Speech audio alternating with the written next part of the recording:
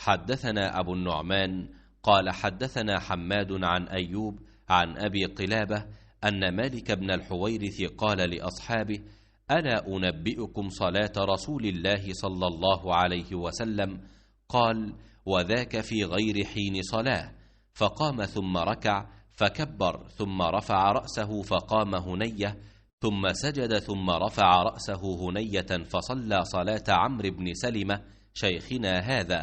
قال أيوب: كان يفعل شيئا لم أرهم يفعلونه، كان يقعد في الثالثة والرابعة. हम्माद बिन जैद ने अय्यूब सख्तियानी से बयान किया, उन्होंने अबू क़लाबा अब्दुल्लाह बिन जैद से कि मालिक बिन हवीरस रज़ियल्लाहु ताला अन्हु ने अपने साथियों से कहा कि मैं तुम्हें नबी करीम सल्लल्लाहु अलैहि वसल्लम की नमाज क्यों ना सिखा दूं।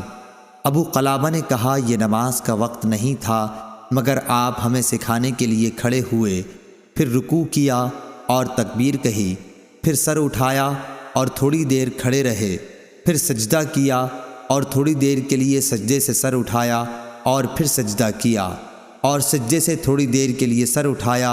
उन्होंने हमारे शेख उमरो बिन सलमा की तरह नमाज पढ़ी। अय्यूब सख्तियानी ने कहा कि वो उमरो बिन सलमा नमाज में एक ऐसी चीज़ किया करते थे कि दूसरे लोगों को इस तरह करते मैंने नहीं देखा।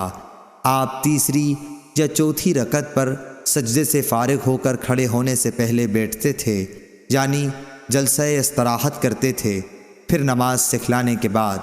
सही बुखारी हदीस नंबर 818।